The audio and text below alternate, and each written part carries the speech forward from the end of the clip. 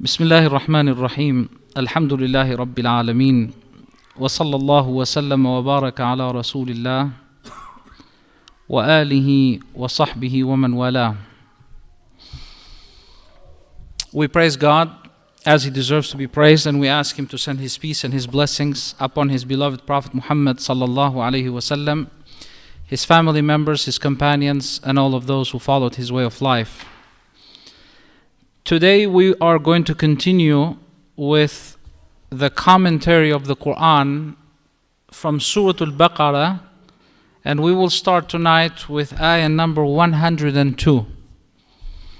This ayah, as you can see it right there on the screen, is a very important ayah because it talks about Sayyidina Sulayman alayhi salam. It talks about magic. It talks about harut and marut. It talks about the Jewish people's involvement during the time of the Prophet ﷺ and perhaps during the time of Sulayman and after. And the ayah itself, this ayah itself, is one of the hardest ayah to comment, for the fact that it has so many views from the scholars throughout the centuries. It is packed with views and stories and sayings and you name it. And today I don't intend to go through all of them, but I want to give you also the main positions of the scholars of the Quranic commentary in regards to this particular ayah. So let's start right away without wasting time. Allah subhanahu wa ta'ala in the Quran says, أعوذ بالله من الشيطان الرجيم واتبعوا ما تتلو الشياطين على ملك سليمان.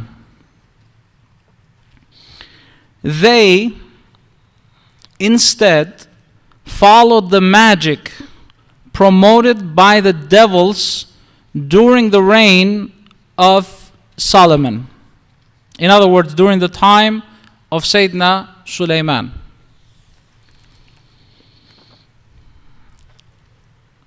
They instead followed. Who is Allah referring to in this particular ayah? They. Some scholars, they say that it is the Jews of Medina who followed the magic promoted by the devils during the time of Sulayman. And we can have evidence for that. As a matter of fact, there was even a man from the community of the Jewish people of Medina who did magic on the Prophet himself. And this is based on an authentic hadith. And Prophet ﷺ recited Surah Al-Falaq and Surah Al-Nas, because these two surahs, they have ayahs that are not only protecting someone from the magic, but it also at the same time it dissolves the magic.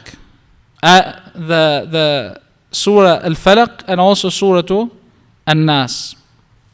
And like I said, there is an authentic narration in regards to this one.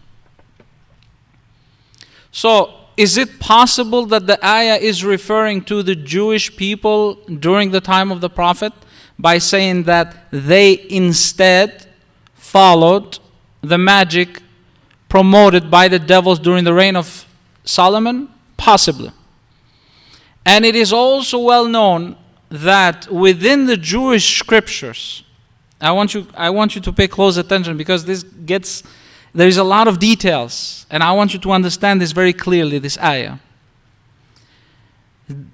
Throughout the history, within the Jewish community, or the communities, as it happened in many other religious communities before or even after, there were people who were involved in magic, and in particularly within the Jewish communities, they would claim that Sulayman, was somebody who possessed the power to perform magic. Based on my own research, the main Jewish scriptures, they do not talk about Solomon, performing magic. But historically, it is well known that these things came into the Jewish communities and became well known, the magic of Solomon. And as a matter of fact, based on that magic, he was able to control even the evil spirits, and he was able to control so much. It is because of that. And now, that could be a possibility. The third thing is, when we are also looking at the context of the verses prior to this, Allah subhanahu wa ta'ala is talking to the Jewish people of Medina. Right?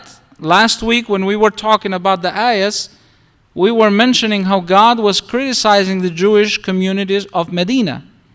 And now this comes right within that context. So it is possible that it can be referring to the Jewish community of Medina. And it has a high possibility right here. As a matter of fact, from my knowledge, most of these scholars of tafsir, they mention that this ayah is referring to them. However, there are other scholars who say that this particular ayah, وَاتَّبَعُوا مَا تَتْلُو الشَّيَاطِينُ عَلَى مُلْكِ سُلَيْمَانَ, is actually referring to the Jewish people during the time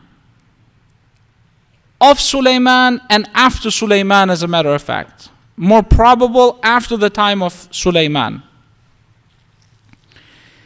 Now, even ala mulki Sulayman, some scholars they say that it is referring to ala ahdi mulki Sulayman. Like Imam al-Razi, for example, mentions this thing that they instead followed the magic promoted by the devils during the time ala mulki Sulayman, referring to ala ahdi mulki Sulayman, meaning during the time, during the reign of Sulayman. This is one opinion. And others they say, this is the second opinion too, that when Allah is talking about mulk Sulayman, the wealth or the dominion of Sulayman, it's the approach of the word mulk here, right? So it can be as a reign, the power and all of that, but it can literally mean the wealth that he possessed. Not just the power and during the time of the power, during the time of the reign of Sulayman, but it can refer to they followed, hear me out now, they followed what it was revealed or promoted by the devils in regards to the wealth of Sulayman. What does that mean? Well, here's the thing. Shayateen, according to many narrations, they informed people, in particularly Jewish people at that time, that the power of Sulayman alayhi salam was because he knew how to perform magic, and it is through magic. So his wealth is connected to magic. Again, as I said, we do not find this in the primary scriptures, even within the Jewish or the Christian writings. But we find this in the later time. As they develop, they include these teachings within the Jewish teachings, but not, as I said, in the Torah or those primary teachings. So perhaps it is possible that these people during the time of Prophet Muhammad ﷺ, the Jewish people, they also believed in what later on started being developed as a theory or a belief that Solomon used to practice magic, and he was very well equipped with knowledge of magic. Therefore, he built all of that wealth based on magic. And now the jinns, the evil spirits, they learned from Sulayman. And there is a story, I don't want to go so much into the story. Many people of the commentaries of tafsir, they go into details by saying that Sulayman, before he died, he buried all of those books of magic that were left from Harut and Marut. And we're going to go later on and talk about Harut and Marut. So it started, so he buried them, so the jinns, they don't have an access. And later on, the jinns, they had an access to it, and they started teaching people in order to misguide them from the straight path. This is a traditional story that you find in many books of tafsir, including Ibn Kathir as well. However, the narration of this story is very weak. And I personally, since there is not enough evidence for this, I don't depend at all in this story. It could be, it is possible, but there is not, as I said, enough evidence for that. But again, I want to go back to these two different ways of interpreting this beginning of the ayah. That the reign of Sulayman or the mulk of Sulayman in terms of the wealth. Right? Again, they instead followed the magic promoted by the devils during the reign of Sulayman, or the wealth that was collected, possessed by magic during the time of Sulayman. These are the two different interpretations from the scholars. Let's continue the ayah. وَمَا كَفَرَ سُلَيْمَانُ وَلَكِنَّ الشَّيَاطِينَ كَفَرُوا. It is not Sulayman who denied the existence of God, who disbelieved in God, but in reality, the devils or the shayateen are the ones who disbelieved in God. How did they disbelieve in God? The Quran goes on by telling us, يُعَلِّمُونَ النَّاسَ السِّحْرَ, by teaching people how to perform magic. Now, as we are reading this, we are aware that even devils, they do accept the existence of God. I repeat it again. Iblis, the head of the devils, he says in the Quran that I believe in God. But it is not that he doesn't believe in God that made him exit from the mercy of Allah subhanahu wa ta'ala and from paradise. But it is his disobedience and his pride and not repenting for the mistake that he did, which makes him from the dwellers of the hellfire in the hereafter. So these other devils as well, they are aware about the existence of God. They believe in God. But what makes these devils non-believers is the fact that they perform magic.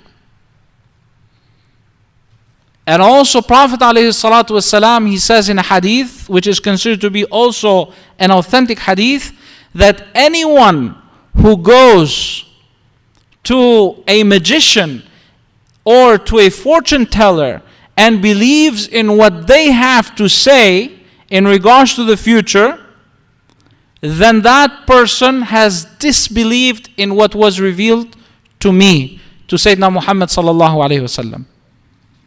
So in other words, according to the context of this ayah and according to the hadith that I just mentioned, the scholars, they have ruled out that the person who is involved in performing magic is actually a person who is considered to be a kafir.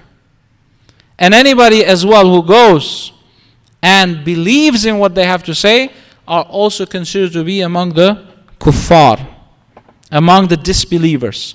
So this is a major issue in regards to faith. So going back again, وَمَا كَفَرَ سُلَيْمَانَ. Solomon did not deny the existence of God or did not believe in other deities except Allah subhanahu wa ta'ala. Why is Allah saying this in the Quran? Because even nowadays, Jewish people and Christians believe that Solomon used to be a good king. He was the son of David, of Sayyidina Dawood alayhi salam, and he ruled with justice. He was not a prophet, they say. He was a king, a righteous king, but later on he was married to so many women. And the Bible goes into different numbers in regards to, one narration says these many and one narration says this many women he was married. So there is inconsistency there. But anyways, we don't want to get into that topic about inconsistencies and so on. But what I want to mention is this, that they believe that because he was married to these different women throughout his life, these women, and I'm not talking about 3, 4, 5, I'm talking about hundreds. Many of these women used to believe in other religions, and they persuaded him towards belief in other deities beside the belief in one God. The tradition that was left from Abraham to Isaac to David and also to Sayyidina Sulayman alayhi salam, to Joseph, right? And Yaqub and Joseph and all of these generations of prophets, as a matter of fact. So the Quran denies that fact. Quran says, وَمَا كَفَرَ سُلَيْمَانَ. Sulayman did not disbelieve in God. As a matter of fact, the Quran recognizes Sulayman as one of the prophets. A person who Allah spoke to him, inspired him, revealed to him. They only say that Solomon was inspired, but not necessarily receiving a revelation. We say that he received the revelation as well. Sayyidina Sulayman. So, now, somebody may say, well, in Judaism or in Christianity, we do not consider the kufr, the disbelief of Sulayman being connected to sihr. Because in many kutub, in many books that comment this verse, the books of tafsir, some scholars, they say that they believe, the Jewish people believed that Solomon used to practice magic, therefore he was a disbeliever. So they attribute this as well to Sulayman. However, the Quran does not say that. The Quran does not say that the Jewish people or the Christian people believed in that. Right? It says, وَمَا كَفَرَ سُلَيْمَانَ. Just simply says, Sulayman did not disbelieve in God at any point. وَلَكِنَّ الشَّيَاطِينَ كَفَرُوا. But the ones who denied or the ones who disbelieved are the devils.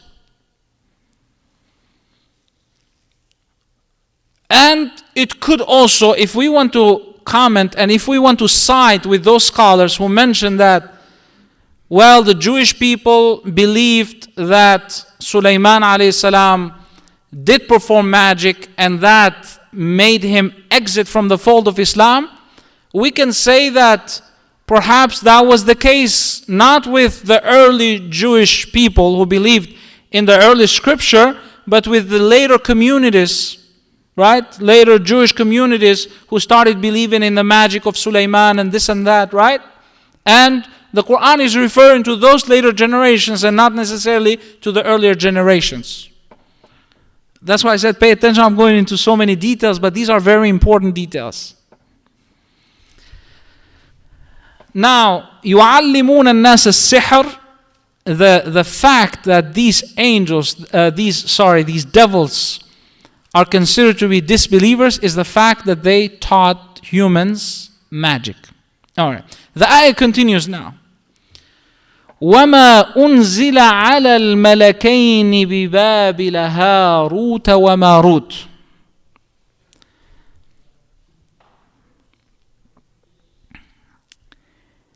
Along with what had been revealed to the two angels, namely Harut and Marut in Babylon, Bibabil. The Quran mentions that as well.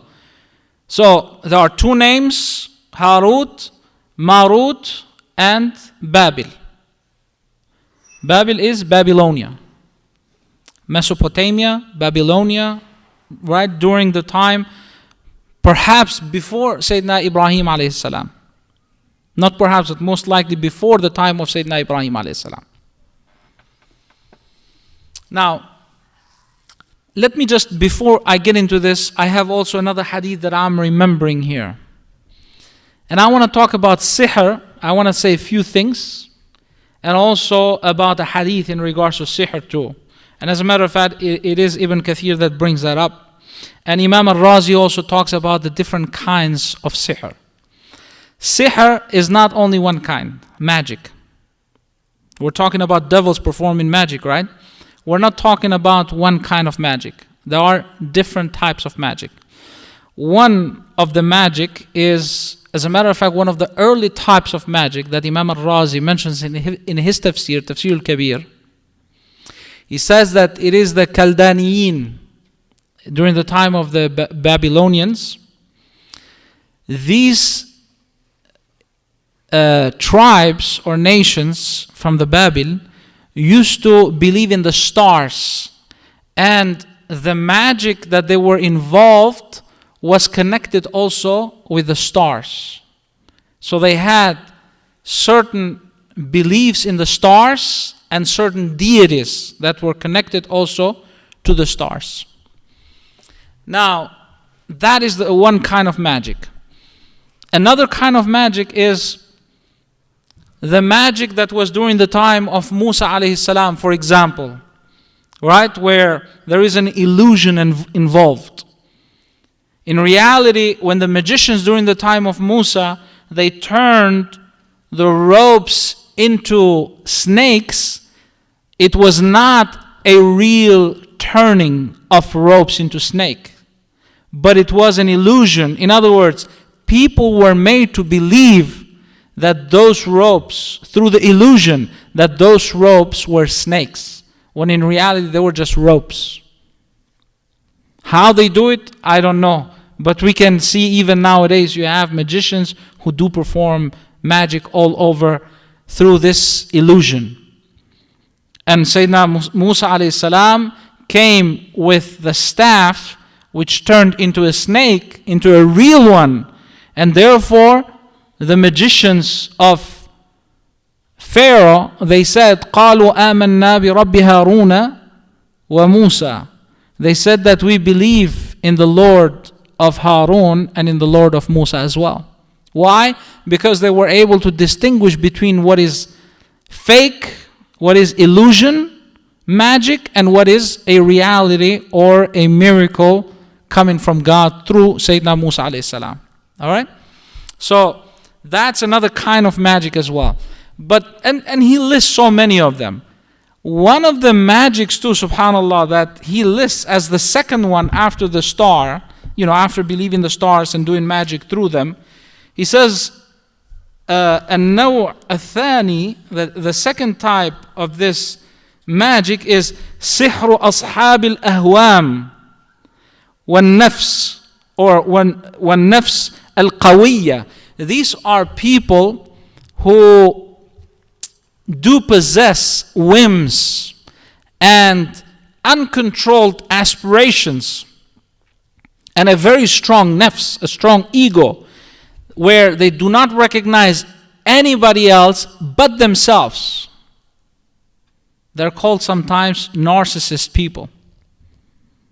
So, individuals who do have these issues may not necessarily have a jinn or have somebody who's doing magic to them and all of a sudden magic has been done to them. Absolutely not. These can be individuals who are allowing their own nafs to go uncontrolled, their own ego to go uncontrolled, where they are allowing this type of magic through their own selves.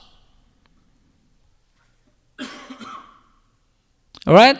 And devil as well, because devil can come in and doesn't have to all the time reside within the human in order for this human to be considered as, as possessed, or magic was done, or hasad, this and that. Absolutely. Absolutely not. It can be a whispering here and there, and we all get whisperings on different things, but some individuals, they get whisperings in ana. Imam al-Razi says this. Ana, ma huwa, he says. What is this? Me. So narcissists that don't recognize anything, everything revolves around themselves. And this is a type of magic too. Why? Because when they deal with individuals, when they deal with people, no matter what they do, it has to come back everything to themselves. They are in the center of attention constantly. And whatever they do it in order to bring themselves into the center of attention. SubhanAllah, this is a different way of approach, right? And then, of course, you have another type, النوع الثالث, for example, الاستعانة بالأرواح الأرضية. It is to seek assistance through these spirits that do exist on earth, whether it is through jinns, right? Typically through jinns, and bring me the nails of this person, bring me the water of the diseased person that he was washed with, and let's do magic, this and that, and that's how they do things. Now, it is very interesting because within our own tradition, we have scholars who believe, and this is the majority of the scholars, that a person can be affected from the magic. You can have illusion, it's possible for the person to be, whether you're a believer or not a believer, you can have illusion from a magician. And number two, you can be impacted negatively from the magic as well. However, you do have the tools in order to get out of that by reciting the verses and the supplications recommended in the hadith of Nabi sallallahu alaihi wasallam. This is majority of Muslim scholars. They believe this is their approach in regards to sihr, in regards to magic. However, you do have some others, and this is minority of the scholars, but there are some among the top scholars who mention this other type of belief that, look, we do believe in magic because the Quran talks about magic. And this ayah, for example, it says, يُعَلِّمُونَ النَّاسَ السِّحْرَ. They teach people sihr, magic. However, they say, there is no possibility for the magic to harm the individual except it can remain only as an illusion. Alright? It remains only as an illusion. But the magic to affect you, it's impossible, they say. Now, which one is right? I'm not here to get into that debate, and I'm not here to prove this point or that point. But whether you believe in this or you believe in the other one, this is not going to take you away from faith, from Islam. You are entitled to believe in whatever you want. Majority, as I said, of the scholars mention that the sihr does not affect the person's illusion only from an illusion perspective, but also from a different aspect where it becomes harmful. It can be harmful, and it can affect the health and the mind, the mental state of the individual, and it can harm the body in different ways. The traditional approach that is in the Muslim communities, pretty much. All right. So, last thing about this section of the ayah, Imam Ibn Kathir, in regards to sihr of the shayateen, Imam Ibn Kathir brings to his tafsir a hadith from Imam Muslim. And I'll just read the English part to make it simple and to go quickly at it. Satan erects his throne on water and sends his emissaries among the people, his soldiers. He sent his soldiers, who are devils, right, to the people. the closest person to him is the person who causes the most fitna. What is a fitna? Temptation. Fight between people, right? Disconnecting people from one another. But that could also be a test or temptation. That's also another meaning of it. But in this particular meaning, it is fight between people, disconnection between people. One of them, a devil, would come to him, to the person, and would say, not to the person, to shaitan, to Iblis himself, to the head of the devils. And he would say to him, I kept inciting so and so until he said such and such words. Meaning that I kept putting animosity between these two people until they started saying bad words and things that normally they would not say. And Iblis, the head of devils now, he says, no, by Allah, no, I'm sorry, I kept inciting so and so until he said such and such words. So until he got angry, but not necessarily, well, it can be related to people as well, but using profane language, like bad language. That was the sin. And that's, he's feeling proud of having people do that.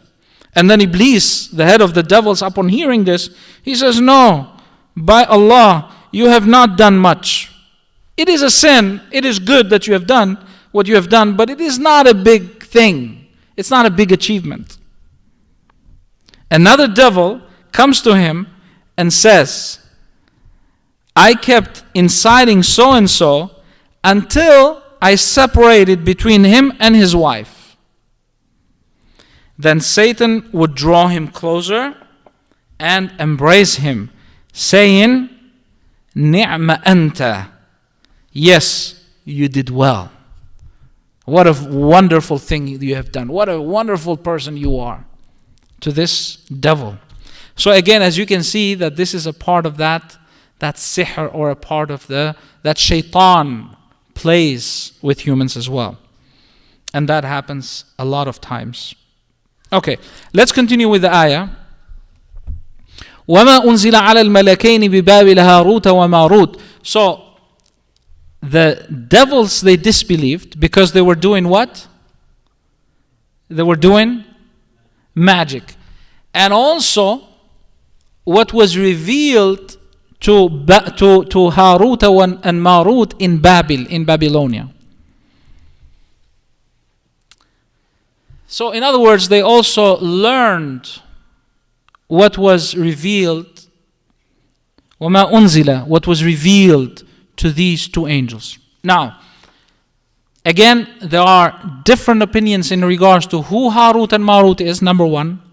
And number two, how is it possible that God is revealing to these two angels magic and harming the people? What is this all about? Let's dissect these two things. First, Harut and Marut are mentioned only in Israeliyat. Israeliyat, again, these are the Jewish teachings in regards to the role of these two angels. And they are mentioned in many tafsir books where they taught people. I mean, this is also mentioned here, right? وَمَا أُنزِلَ عَلَى الْمَلَكَيْنِ يُعَلِّمُونَ وَمَا يُعَلِّمَانِ مِنْ أَحَدٍ حَتَّى يَقُولَا إِنَّمَا نَحْنُ فِتْنَةٌ فَلَا تَكْفُرْ. So, the two angels never taught anyone without saying, we are only a test for you, so do not abandon your faith. Yet people learn magic, right? Yet people learn magic. And what kind of magic? مَا يُفَرِّقُونَ بِهِ بَيْنَ الْمَرْءِ وَزَوْجِهِ. That type of magic that would disconnect between the husband and wife. That would keep them away. That would destroy their relation. They would learn from Harut and Marut. And the Quran says that these were angels. So, okay, now to go back to the first question, who's Harut and Marut? We know that they were in Babylonia. And these two were angels according to most of the commentators. Some say that they were individuals. Some say they were angels in the form of a human, and this is probably the cause. This is the case, that they were angels in the form of humans. Some say that there were two Melikain. There were two kings in Babel, which is very unlikely, because most of the readings of the Quran, they all refer to Malakaini. Malak, Malik. Malak is an angel, Malakaini, two angels. And when you say Malik is a king, or Malikain is two kings. But as I said, majority of the readings are Malakaini, two angels. So now, subhanallah, Imam al-Razi as well mentions this as one of the interpretations. And I see no other explanation, better explanation than this that I'm about to explain to you now. Pay attention to the words of Allah. He says,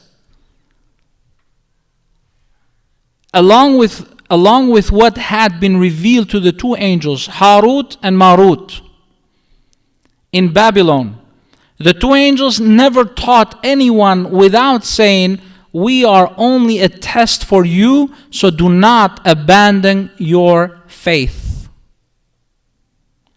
Yet people learn magic that cause a rift even between husband and wife, although their magic could not harm anyone except by Allah's will. So, it is a very well, and he mentions, as a matter of fact, a few couplets from poets who say, عرفت الشر لا للشر لكن لتوقيه. I came to know about the shar. I came to learn about evil, not so I can implement it, but so I can avoid it. So, since these devils, since the beginning of civilization, and we know that Babylonia is the earliest civilization, magic was a part of the society as well. And devils, that's what they do. So now, these two angels, perhaps, and this is the most likely, I believe in this, that this is perhaps the most reasonable. Again, this is not a matter of faith in this regard, but it is a matter of reason here.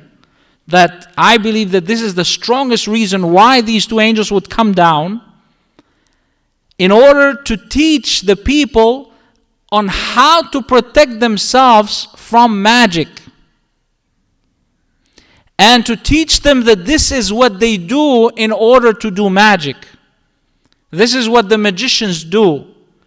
So learn it in order for you to avoid it.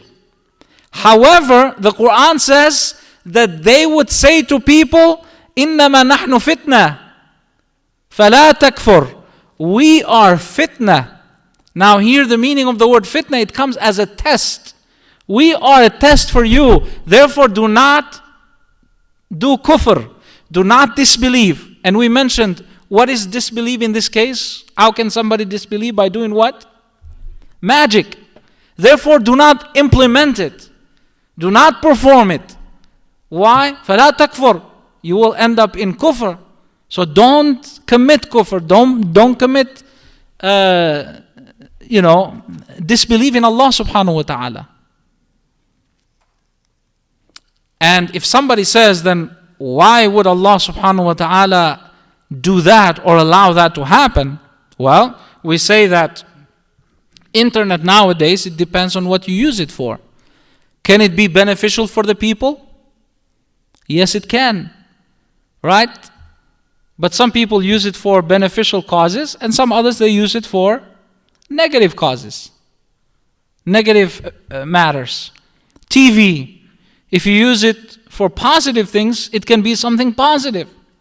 It can teach you.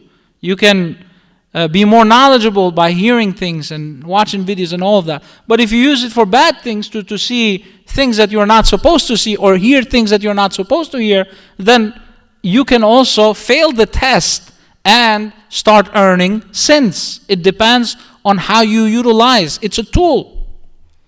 So these angels too came by also making it clear to the people that نحن فتنة, we are a test, and do not commit kufr.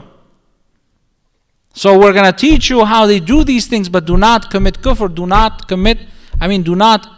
do any magic. Do not get involved in this. So, but again, as I said, there are other interpretations, and I'm not going to go into those details for the sake of time, but this is what I believe from a rational aspect to make the most sense. Why these two were angels, and what is their role in society in Babylonia back in those days. And there is no need to go into the details on this one now, because we already learned what they were doing, what kind of magic they were teaching. مَا يُفَرِّقُونَ بِهِ بَيْنَ الْبَرِّ وَزَوْجِهِ, a type of magic that would separate between husband and wife. وَمَا هُمْ بِضَارِّينَ بِهِ مِنْ أَحَدٍ إِلَّا بِإِذْنِ اللَّهِ, and they would not be able to harm anyone except with the permission of Allah. In other words, we learn that magic cannot harm unless Allah allows that to happen.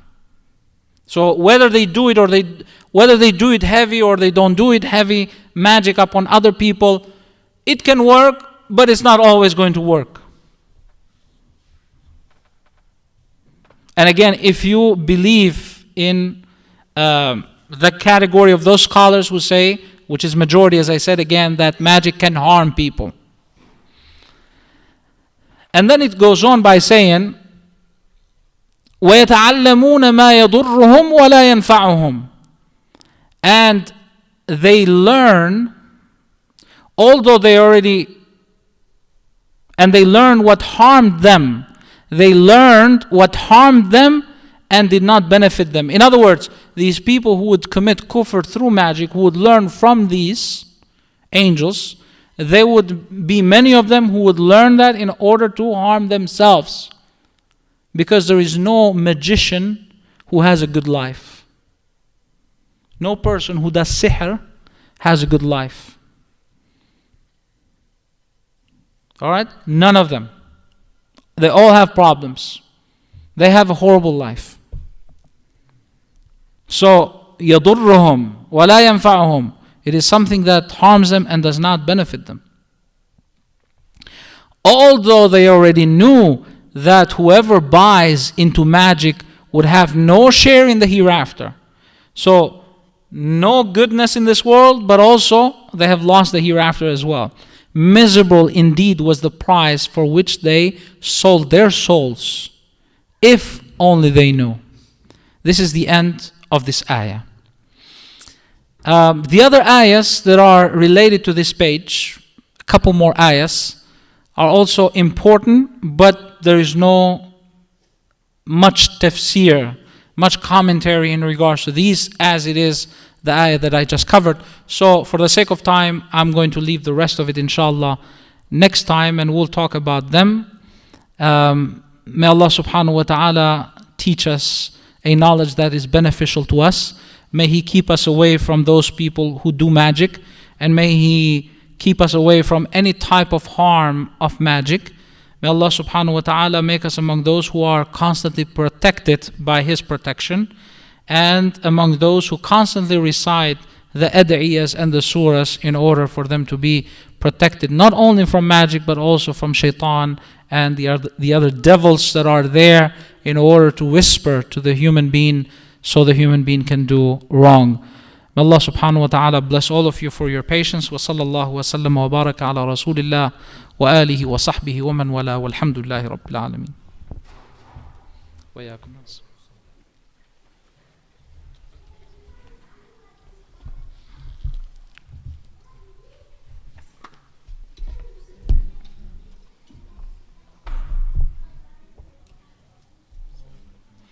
عليكم Alaykum.